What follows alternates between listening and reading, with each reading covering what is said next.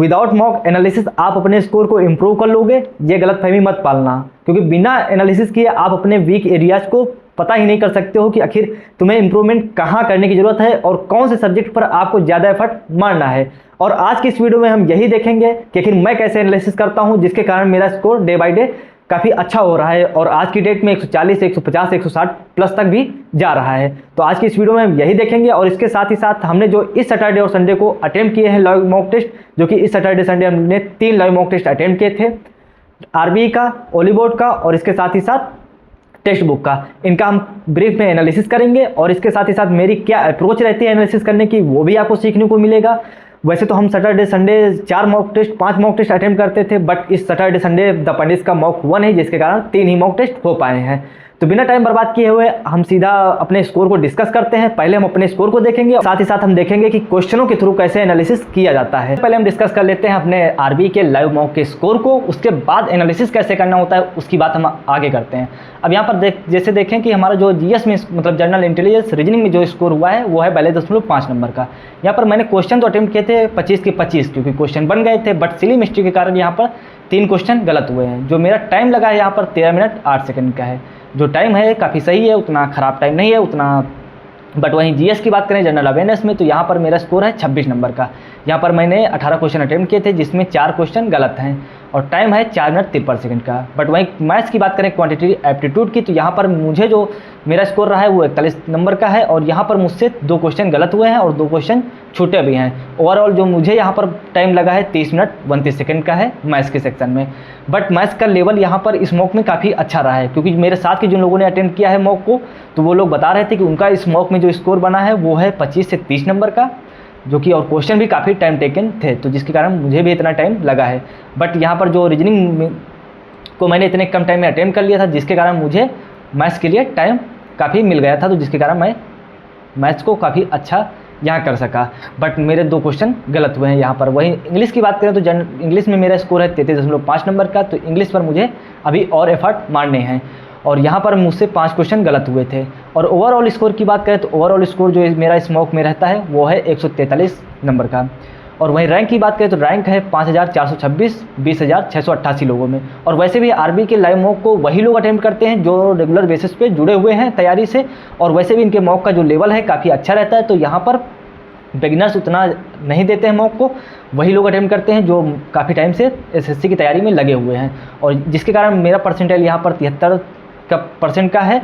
और मॉक का लेवल इतना अच्छा होने के बाद भी यहाँ परसेंटाइल मेरा 73% का है, जिसका मेन रीज़न यही है कि इनके मॉक वही लोग अटेम्प्ट कर रहे हैं जो कि ऑलरेडी जिनकी तैयारी काफ़ी अच्छी हो रखी है।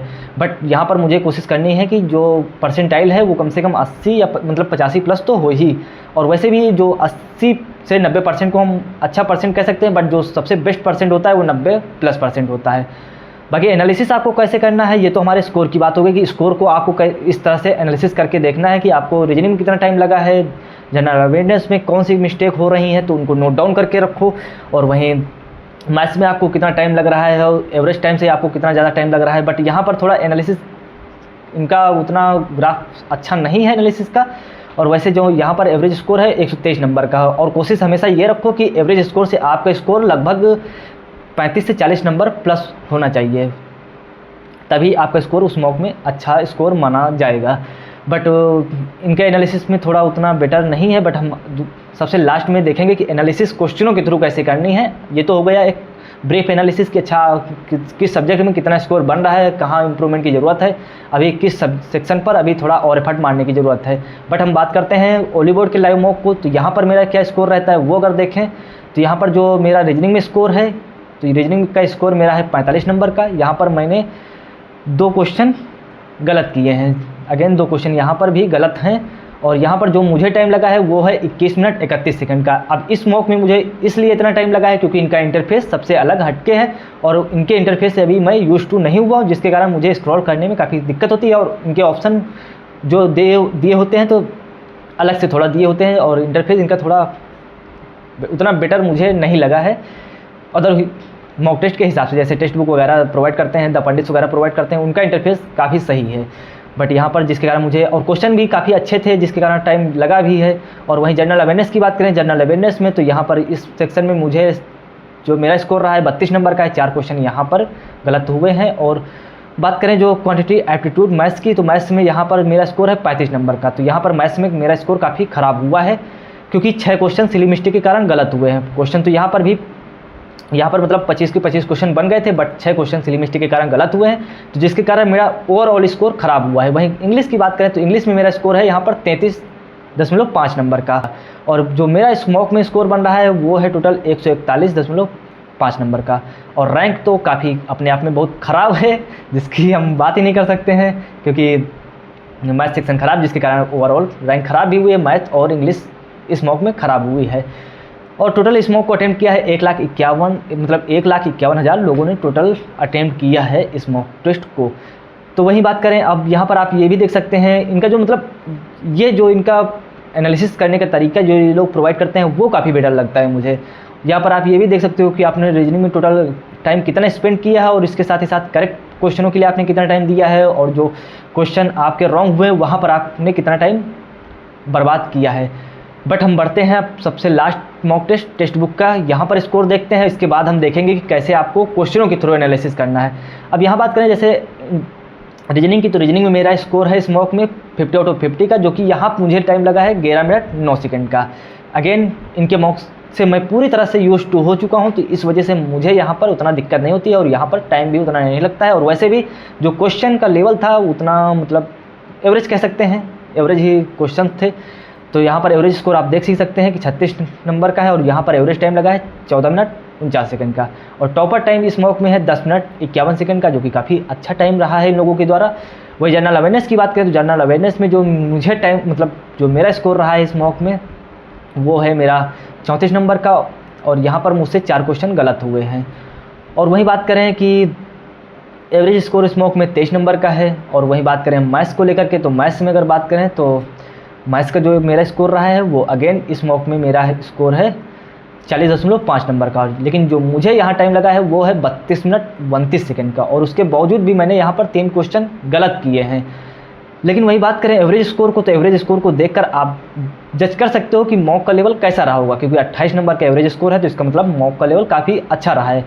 और वैसे यहाँ पर जो टॉपर स्कोर रहा है वो 50 आउट ऑफ 50 का है, बट इनका टाइम 21 मिनट 52 सेकंड का है। अब मुझे यहाँ 32 मिनट टाइम क्यों लगा है उसकी बात हम सॉल्यूशन के दौरान देखेंगे, एनालिसिस के थ्रू, कि कैसे यहाँ किस कारण मेरा टाइम इतना लगा है, वो आपको अभी आगे पता चलेगा। बट इंग्लिश की बात करें तो इंग्लिश में जो मेरा स्कोर है वो है इस मॉक में 36 नंबर का, और यहाँ पर भी मुझे 4 क्वेश्चन मेरे गलत हुए हैं। तो इंग्लिश में तीनों मॉक का देखें तो लगभग स्कोर 35 से 36 नंबर, मतलब 30 से 35 के बीच में चल रहा है। तो यानी कि इंग्लिश पर मुझे अभी और एफर्ट मारने हैं।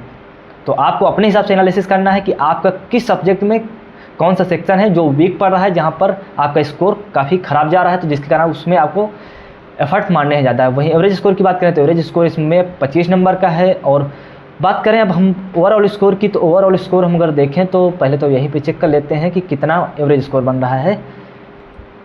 ओवरऑल इस मॉक में जो मेरा स्कोर रहा है वो है 160.5 नंबर का, और 11 क्वेश्चन मुझसे गलत हुए हैं। एवरेज स्कोर की बात करें तो 115 नंबर का है। तो अगेन फिर से वही कहेंगे कि आप कोशिश ये करो कि एवरेज स्कोर से हमेशा स्कोर लगभग 35 से 40 नंबर प्लस होना चाहिए। और टोटल रैंक की बात करें तो रैंक बन रही है 2244, जो कि 13,366 लोगों ने अटैम्प्ट किया है मॉक टेस्ट को। और परसेंटाइल है 83.2% का।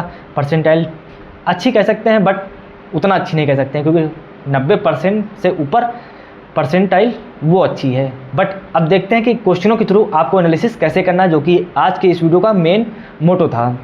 तो आपको इसी तरह से मतलब क्विक एनालिसिस ब्रीफ में इस तरह से करना है, बट क्वेश्चनों के थ्रू एनालिसिस कैसे करना है उसकी बात करें तो आपको जैसे अब यहाँ पर हम बात करें, इस क्वेश्चन में मुझे जो टाइम लगा है 11 सेकंड का लगा है, और यहाँ पर टॉपर टाइम 28 सेकंड का है, एवरेज टाइम 37 सेकंड का है। तो इस क्वेश्चन के लिए मुझे इतना पता चल रहा है कि यहाँ पर मुझे टाइम बर्बाद अब करने की ज़रूरत नहीं, क्योंकि उस टाइम पर मुझे इससे क्वेश्चन बन गया था। तो आगे क्वेश्चन की ओर बढ़े तो यहाँ पर जैसे मुझे यहाँ पर क्वेश्चन के लिए टाइम लग रहा है 50 सेकंड का, जो कि एवरेज टाइम से काफ़ी ज़्यादा टाइम है। तो इस क्वेश्चन को मुझे फिर से सॉल्व करने की ज़रूरत है, और देखना है कि मतलब उस टाइम पर किस कारण से मेरा टाइम इतना वेस्ट हुआ था इस क्वेश्चन के लिए, और क्या रीज़न था जिस कारण मेरा उस टाइम पर क्वेश्चन नहीं बना था। और दूसरा मेन चीज़ आपको ये भी फोकस रखना है कि यहाँ पर जो करेक्ट परसेंट है वो करेक्ट परसेंट 40 से 50% है। वहाँ पर अगर आपका टाइम एवरेज टाइम से ज़्यादा लग रहा है तो फिर दिक्कत की बात नहीं है, बट करेक्ट परसेंट 80 से 90% है, तो वहाँ पर अगर आपका जो टाइम है वो एवरेज टाइम से ज़्यादा लग रहा है तो फिर आपको वहाँ पर सोचने की ज़रूरत है कि कौन सी ऐसी अप्रोच थी जिसके कारण उसको आप कम से कम टाइम में कर सकते थे। तो यही देखना है। बट आगे हम बढ़े तो यहाँ पर जैसे कि अब मेरे सारे क्वेश्चन सही हैं तो यहाँ पर से तो हम देख नहीं सकते, बट आपको यही मतलब पूरा एक एक क्वेश्चन को चेक करते हुए जाना है कि एक क्वेश्चन को देखना है, फिर से उसको सॉल्व करना है। जहाँ पर टाइम एवरेज टाइम से ज़्यादा है तो उसको आपको अगेन सॉल्व करना है, बट जहाँ पर आपका टाइम ठीक ठाक है वैसे इस क्वेश्चन के लिए तो यहाँ पर मुझे देखने की ज़रूरत नहीं है। और हाँ, जो लोग चाहते हैं कि मैं रीजनिंग के सॉल्यूशन को प्रोवाइड करूं, जैसे कि मैंने पिछले 3-4 वीडियो प्रोवाइड किए थे, तो उसके लिए आप कमेंट करके बता सकते हो। बट हम इसका मैथ्स का एनालिसिस करें तो मैथ्स में जैसे हम पहले इस क्वेश्चन के लिए देखें, फर्स्ट क्वेश्चन ही है जहाँ पर मुझे टाइम लगा है 2 मिनट 25 सेकंड, बट यहाँ जो टॉपर टाइम है वो 28 सेकंड का है। तो इस हिसाब से पता चल रहा है कि ये क्वेश्चन जल्दी सॉल्व होने वाला था, बट मैंने यहाँ पे टाइम बर्बाद किया है।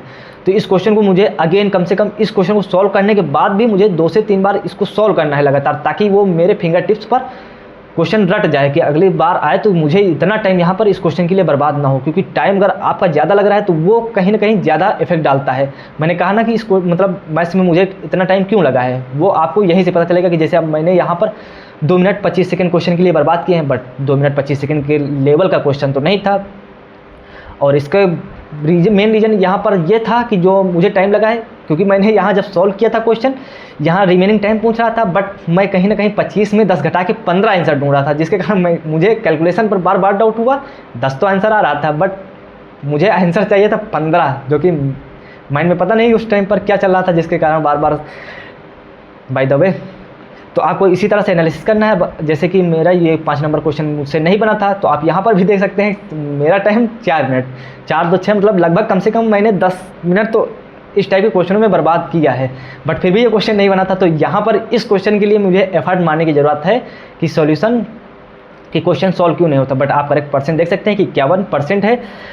मतलब अगर क्वेश्चन का करेक्ट परसेंट 10% से नीचे है, वो क्वेश्चन नहीं बन रहा है तो समझ में आता है, बट कम से कम 30 से 40% वाले तो क्वेश्चन सॉल्व होने ही चाहिए। और यहाँ पर जो एनालिसिस के बाद मुझे पता चला है कि अगर यहाँ पर मैं डायरेक्ट अगर 8 का मल्टीपल देख लेता तो आंसर मिल सकता था। क्यों? क्योंकि यहाँ 8 पुरुष थे और उन्हीं टोटल का पूछा था कि एवरेज स्कोर कितना, मतलब टोटल कितने अंक प्राप्त करेंगे, तो मतलब 8 का मल्टीपल होगा। बट ये एक शॉर्ट अप्रोच हो सकती थी तब जब आपका सॉल्यूशन ना मिल रहा हो तब, बट फिर से वही है कि सॉल्यूशन आपको आना चाहिए था। लेकिन ये क्वेश्चन क्योंकि यहाँ पर मैंने वेटेज एवरेज और इसके साथ ही साथ यहाँ डेविएशन मेथड और मैंने एवरेज मेथड सारे अप्लाई किए थे, बट फिर भी नहीं सॉल्व हुआ था। वही हम बात करें, जैसे 13 नंबर क्वेश्चन मुझसे गलत हुआ है। अब यहाँ पर मुझे जो टाइम लगा है 3 मिनट का लगा है, तो इस क्वेश्चन को मुझे अगेन कम से कम 2 से 3 बार सॉल्व करना है। क्यों सॉल्व करना है? क्योंकि ये क्वेश्चन गलत हुआ है। आता हुआ क्वेश्चन अगर गलत हो रहा है तो वहाँ पर आपको ज़्यादा फिर क्वेश्चन पर एफर्ट मारने की ज़रूरत है।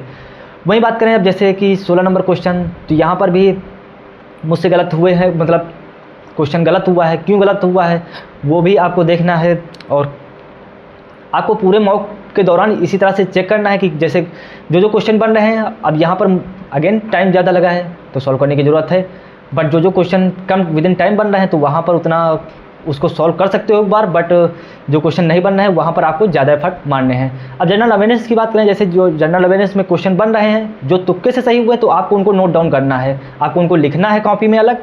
लेकिन जो क्वेश्चन गलत हुए हैं तो उनको आपको अपनी एक अलग कॉपी रखनी है जहाँ पर उनको नोट करना है कि आखिर वो क्वेश्चन, ताकि दोबारा आपको एग्जाम में देखने को मिले तो वो क्वेश्चन आपसे गलत ना हो। और वहीं इंग्लिश में भी आपको सेम वही सीक्वेंस को फॉलो करना है। अब जो ओकैब आपसे सॉल्व हो रही है, अगर आपको वो ओकैब आती है ऑलरेडी पहले से तो उसको लिखने की ज़रूरत नहीं है, बट जो ओकैब आपसे नहीं बन रही थी तो उसको आपको कहीं अलग कॉपी में एक अलग कॉपी रखनी है मॉक टेस्ट की। उसमें एनालिसिस में यही लिखना होता है कि कौन से क्वेश्चन है जो आपको दिक्कत हुई थी जिन क्वेश्चन में और आपसे क्वेश्चन नहीं बने थे, और ओकैब ऐसी कौन सी थी जो आपसे नहीं बनी थी, तो उसको आपको नोट डाउन करना है। और कोई जो ऐसी मतलब ऐसा कोई क्वेश्चन मिल रहा है जहाँ पर ग्रामर का कोई स्पेशल रूल है जो आपने पढ़ा है बट उस टाइम पर क्लिक नहीं किया था, तो उसको आप अलग रिवाइज कर सकते हो या फिर उसको आप अलग कॉपी में लिख सकते हो। और इसके साथ ही साथ मॉक टेस्ट में जैसे अब मल्टीपल टाइम अगर देखें तो सेम अगर 2-3 मॉक टेस्ट में आपका कोई एक सेम टॉपिक से चैप्टर से क्वेश्चन बार बार गलत हो रहा है तो उसको आपको पूरा चैप्टर फिर से एक बार अलग से रिवाइज करना है। तो आप इसी तरह से आप एनालिसिस आपको करना है और ब्रीफ में एनालिसिस आपने ऑलरेडी देखा ही होगा कि आपको ऊपर ऊपर से देखना है कि किस सेक्शन में आपको दिक्कत आ रही है, बट सॉल्यूशन के बाद आपको सही से देखना है कि कौन कौन से क्वेश्चन हैं जो आपसे सॉल्व नहीं हो रहे थे। तो वहाँ पर आपको थोड़ा और ज़्यादा एफर्ट मारने की ज़रूरत है। तो इसी तरह से आपको एनालिसिस करना है। बाकी अगले 90 दिन आपको तैयारी में कैसे देने हैं, किस तरह से तैयारी करनी है, तो आप इस वीडियो पर क्लिक करके देख सकते हो, जो कि आपके लिए काफ़ी हेल्पफुल होने वाली है वीडियो। वहीं रीजनिंग को मैं इतने कम विद इन टाइम में सॉल्व कर लेता हूँ, तो आप इस वीडियो पर क्लिक करके वो भी देख सकते हो। मिलते हैं फिर आपसे अगली वीडियो में।